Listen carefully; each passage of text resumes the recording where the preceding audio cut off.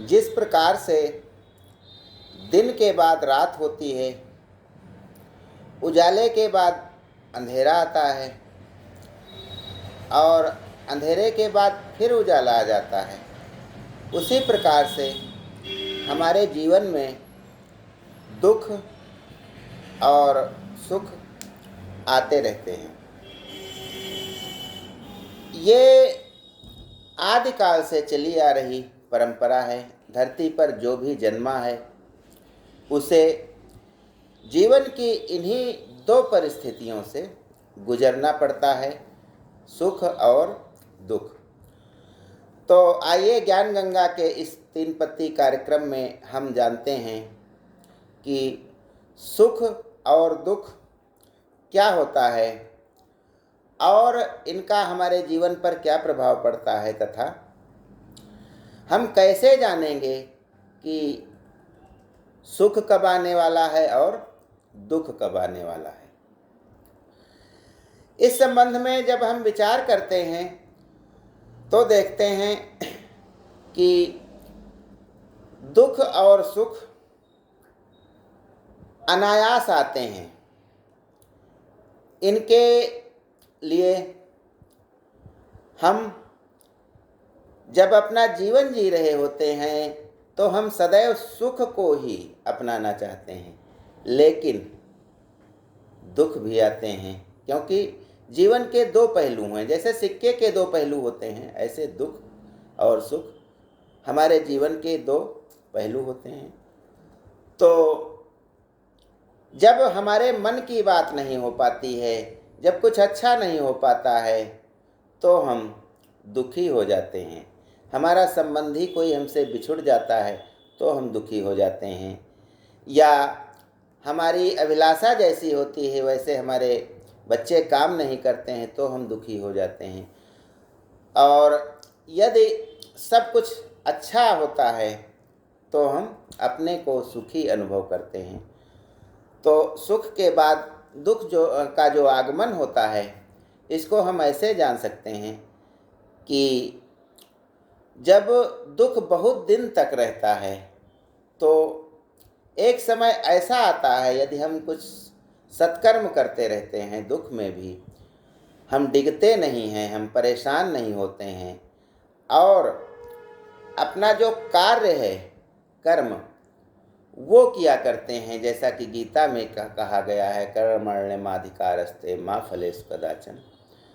तो हम दुख के समय को पार करके सुख के समय में आ जाते हैं। जहाँ तक जानने की बात है तो ऐसा कोई पैमाना नहीं है कि हम जान जाएं कि कब दुख आने वाला है, कब सुख आने वाला है। लेकिन जो अनुभव की बात है तो वह हम देखते हैं कि जब हम बहुत अधिक सुखी हो जाते हैं, बहुत अधिक हम अच्छा महसूस करते हैं, चारों ओर खुशियाँ हमें दिखाई देती हैं, तब अचानक ऐसा कुछ हो जाता है कि हम दुखी हो जाते हैं। यानी सुख का जब समय पूरा हो जाता है तब दुख आता है।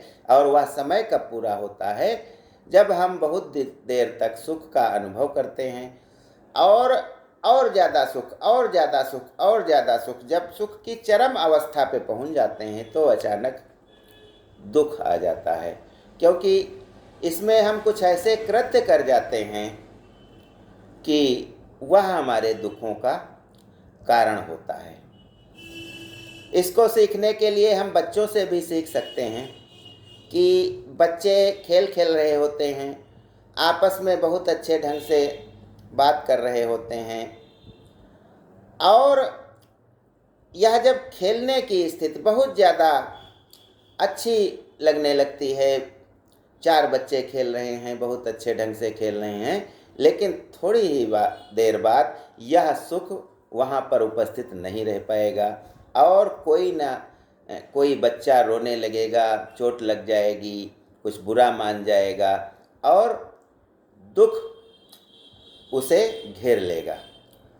ऐसे ही हमारा मनुष्य जीवन होता है कि यदि हमारे ऊपर दुख का पहाड़ टूटा है तो हमें उसका सामना करना चाहिए, और यदि हम सत्कर्मों के द्वारा दुख को झेलते रहते हैं और अच्छे कर्म करते रहते हैं तो अगली सीढ़ी सुख की ही आती है। जैसा कि पुरानी फिल्मों में हम देखते हैं, होली चल रही है और सभी लोग सुखी हैं, अचानक जो है विलन आ जाता है और कुछ ऐसा बड़ा कृत्य करता है कि सब पर दुख का पहाड़ टूट पड़ता है। तो यह हमारा जीवन है, यहाँ सुख भी हैं और दुख भी हैं, दोनों को हमें स्वीकार करना चाहिए और कभी भी घबराना नहीं चाहिए, क्योंकि यह निश्चित है कि सुख के बाद दुख और दुख के बाद सुख अवश्य आता है। कुछ लोगों को से यदि कहा जाए कि तुम क्या लेना चाहते हो, सुख लोगे या दुख लोगे, तो जो ज्ञानी मनुष्य होता है वह पहले दुख को अपनाता है, क्योंकि शुरुआत में दुख हम झेल लेते हैं और बाद में उसका अच्छा परिणाम मिलता है और हम सुख को अनायास ही पा जाते हैं। सुख की अवस्था भी बहुत लंबी नहीं होती है और दुख की अवस्था भी लंबी नहीं होती है। तो इससे हमें यह सीख मिलती है कि दुख में भी हमें सत्कर्म नहीं छोड़ने चाहिए और उनसे निकलने के लिए हमें तरह तरह के जो प्रयास हैं वे सदैव करने चाहिए, चाहे पढ़ाई के क्षेत्र में हो, चाहे जीवन यापन के क्षेत्र में हो, व्यापार के क्षेत्र में हो, नौकरी के क्षेत्र में हो। हमें हर परिस्थिति में जो भी प्रकृति की ओर से मिला है सुख और दुख, उसका अनुभव लेना चाहिए, आनंद लेना चाहिए, तभी हम अपने जीवन को सार्थक कर सकते हैं।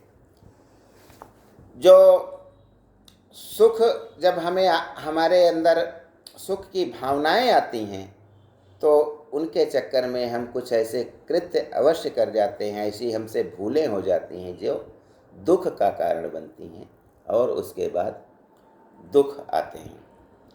तो यह रही सुख और दुख की बातें जो हमारे जीवन के रूप में ही प्रकट होती हैं और एक के बाद दूसरी का आगमन होता रहता है। ज्ञान गंगा में बस आज इतना ही। जय हिंद, जय भारत।